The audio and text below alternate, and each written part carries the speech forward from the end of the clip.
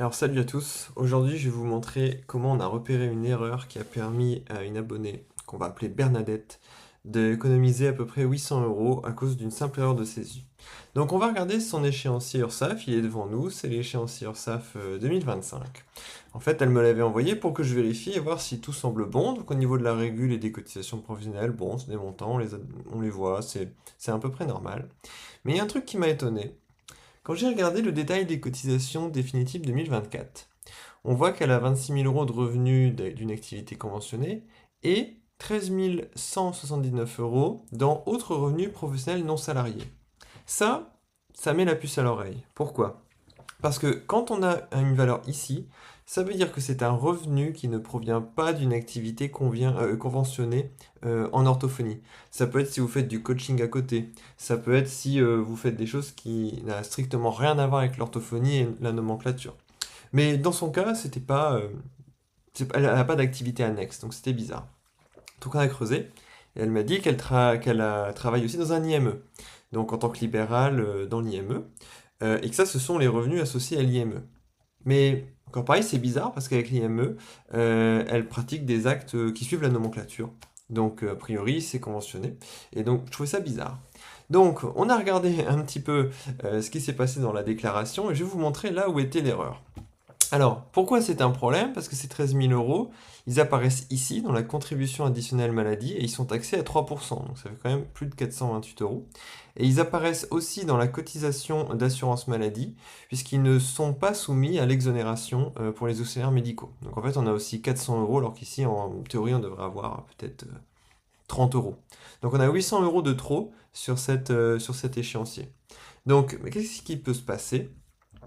Eh bien, quand on regarde le volet PMC, donc c'est vraiment un volet spécifique aux praticiens de santé, on voit qu'on a certaines cases. On a par exemple cette case-là, on va dire DSGA, qui est celle des revenus nets de l'activité conventionnée. Dans le cas de Bernadette, eh ben, tout devrait être là.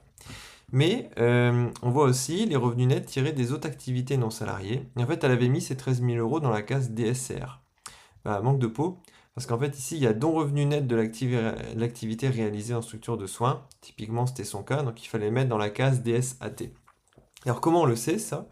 Eh ben, il y a dans ce document, alors c'est un document ici à la page 7, on y reviendra après, il s'appelle Parcours fiscalo-social unifié, voilà, sur 13 pages, et on peut regarder la case DSAT. Et qu'est-ce que ça nous raconte la case DSAT? Ça nous dit revenu net des activités non salariées réalisées dans des structures de soins. Bon, il convient d'indiquer le montant net de vos revenus perçus en 2023, donc ce sera toujours valide en 2025, au titre d'activité, blablabla. Ouvrir droit à une prise en charge de vos cotisations par l'assurance maladie. Donc ça, prise en charge de vos cotisations par l'assurance maladie, ça veut dire on ne paye pas la cotisation additionnelle maladie, et là, on a l'exonération totale sur ces 13 000 euros. Très intéressant. Pour cela, c'est subordonné à l'intégration de la rémunération du personnel de santé dans le financement de l'instruction de soins et le respect des tarifs opposables fixés par les conventions. Concrètement, il faut facturer selon la nomenclature. Si vous facturez par exemple 100 euros de l'heure, ça marche pas. Là, tout ce qu'on dit fonctionne pas, mais si vous facturez selon la nomenclature, c'est bon.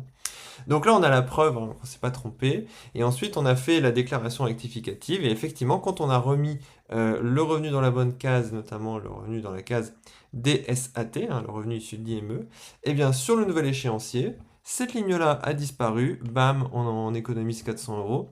Et dans cette ligne-là, en fait, on a une exonération qui est totale sur le revenu, c'est-à-dire qu'on exonère aussi les 13 179. Donc, on économise plus de 800 euros. Donc comme quoi, ça vaut le coup quand même de chercher sur internet et de faire attention à la case dans laquelle on met ses revenus, parce que là, en 3 clics, on a économisé plus de 800 euros de cotisation, donc c'est vraiment très très significatif en termes de montant économisé. Bon, j'espère que ça va vous aider.